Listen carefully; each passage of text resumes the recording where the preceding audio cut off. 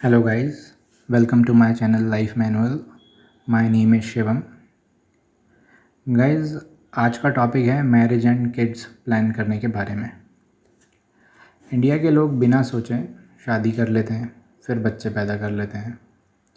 उन्हें कैसी एजुकेशन देनी है, कैसे ट्रेन करना है, उनकी हेल्थ का केयर कैसे करना है, उनकी प्रॉपर ग्रोथ कैसे हो, उनका ऑलराउंड डेवलपमेंट कैसे हो, उनके जन्म से पहले उनके लिए फ़ंड इकट्ठा करके रखना हो जिससे उनकी education, health, love, care, housing, savings, इसके बारे में कुछ नहीं सोचते हैं। पेरेंट्स की इस गलती से बच्चों की लाइफ स्पॉइल होती है।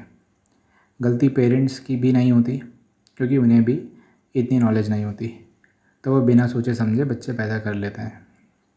और जो लोग जानबूझकर सब कुछ मालूम होते हुए भी कि हमारा बजट नहीं है और बच्चे पैदा करते हैं किस्मत के भरोसे कि बच्चे को उसकी किस्मत का भगवान दे ही देगा, ऐसे लोगों को थोड़ा जागरूक होने की ज़रूरत है। देखिए, इंडिया में आपको science, math, social science, English सब कुछ पढ़ाते हैं, पर family planning, marriage planning, career planning, financial education, पैसा कैसे कमाना है, इस बारे में कोई नहीं बताता। देखिए, किड्स प्लानिंग तो दूर की बात है। पहले तो अगर आप फाइनेंशियली स्टेबल नहीं हैं, आपके पास अच्छी जॉब नहीं है, सैलरी कम है, आप अपना ही खर्चा और अपने माता पिता का खर्चा बड़ी मुश्किल से उठाते हैं, तो फिर आप शादी करने के बारे में कैसे सोच सकते हैं? क्योंकि एक नया मेंबर ऐड होगा तो खर्चे भी बढ़ेंगे। तो आपको पहले आपकी सैलरी बढ़ानी है, जॉब में स्टेबल होना है। ऐसा थोड़ी ना कि माँ बाप ने ज़िद करी तो आप शादी कर लेंगे, फिर माँ बाप ज़िद करेंगे तो आप बच्चे भी पैदा कर लेंगे। बीवी बच्चे के खर्चे आपको उठाने हैं, उनकी लाइफ की रिस्पॉन्सिबिलिटी आपको लेनी है, माँ बाप नहीं लेंगे। देखिए, शादी करने से पहले या बच्चा पैदा करने से पहले कुछ बेसिक चीज़ें जो आपके पास होनी चाहिए, जिससे कि आप अपनी वाइफ और बच्चों का ख्याल ठीक से रख सकें। पहली चीज़, आपके पास एक अच्छी स्टेबल जॉब होनी चाहिए। अगर आप बिजनेसमैन हैं तो आपका अच्छा बिज़नेस होना चाहिए और आपके पास वाइफ एंड फैमिली का केयर करने के लिए पर्याप्त पैसा होना चाहिए। आप रिस्पॉन्सिबिलिटी लेने के लिए तैयार होने चाहिए। आपके पास खुद का घर होना चाहिए। आपके पास खुद का 2 व्हीलर या 4 व्हीलर पर्सनल गाड़ी होना चाहिए। आपके पास सेविंग्स और इन्वेस्टमेंट होने चाहिए, जिसको कि मैं शुद्ध भाषा में बोलूँ तो आपके पास बैंक बैलेंस होना चाहिए। आपके पास लाइफ में अगले 5 साल में आप क्या करने वाले हैं इसका विज़न होना चाहिए। थोड़ी दूर की सोच होनी चाहिए कि आप लाइफ में क्या करने वाले हैं। आप अपनी लाइफ में पहले से खुश होना चाहिए। अगर आप किसी के साथ जुड़ रहे हैं तो आप अपनी खुशी बांटने के लिए जुड़ रहे हैं। यह बात आपको ध्यान में रखनी है। यह तो कुछ बेसिक चीज़ें हैं जो मैरिज और किड्स प्लान करने से पहले हमारे पास होनी चाहिए। शादी में तो ऐसा है कि दो बालिग लोग, मतलब दो एडल्ट लोग अपनी ज़िंदगी का फ़ैसला लेने के लिए सक्षम हैं, वह दोनों अग्री होकर शादी करते हैं। बट किड्स प्लान करना सिर्फ आपका डिसीज़न होता है, जो बच्चा इस दुनिया में आने वाला है उसका नहीं। तो अगर आप बच्चे पैदा करने के बारे में सोच रहे हैं तो आपको उसके फ्यूचर की पूरी प्लानिंग करके रखनी है।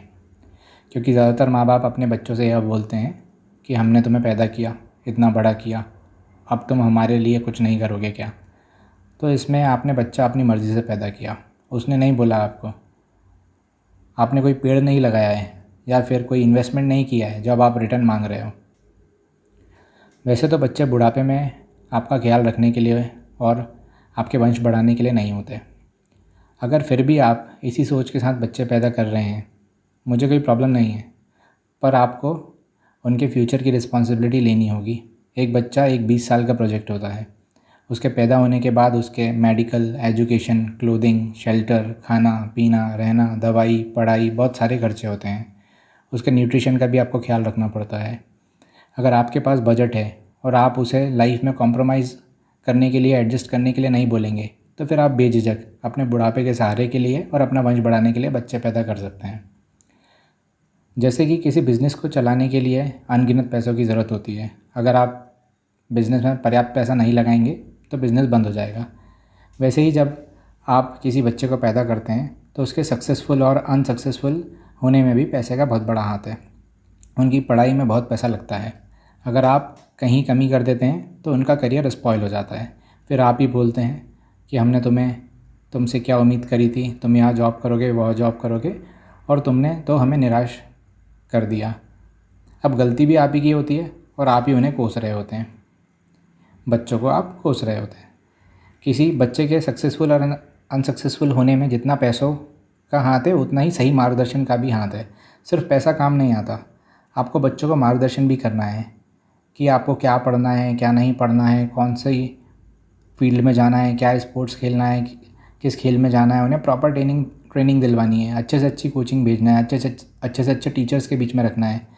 मैंने देखा है कई पेरेंट्स अपने बच्चों से बोलते हैं जो तुम्हें ठीक लगे वह कर लो।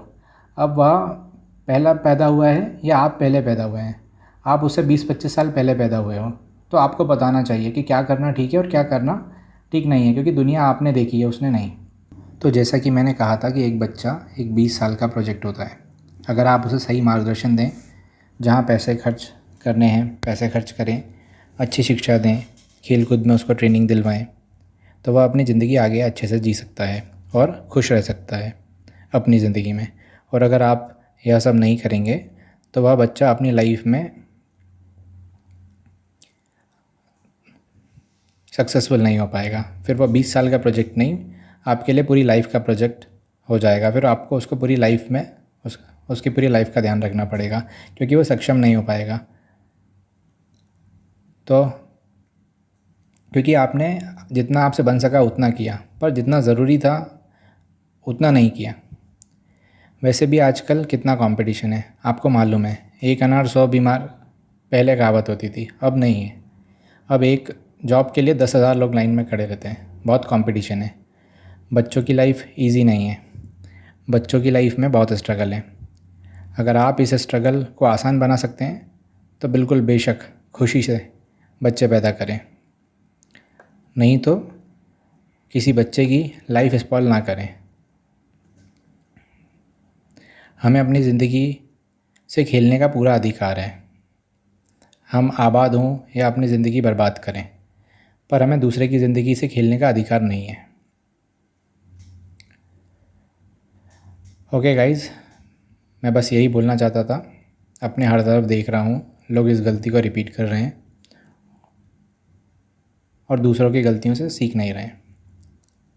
आशा है किसी को कुछ सीखने को मिला होगा। अगर किसी को मेरी बात का बुरा लगा है तो वह शायद मुझे गलत समझ रहा है, वो मुझे समझ नहीं पाया। ओके गाइज़, इस लेसन को मैं यहीं ख़त्म कर रहा हूँ। Stay blessed, God bless you.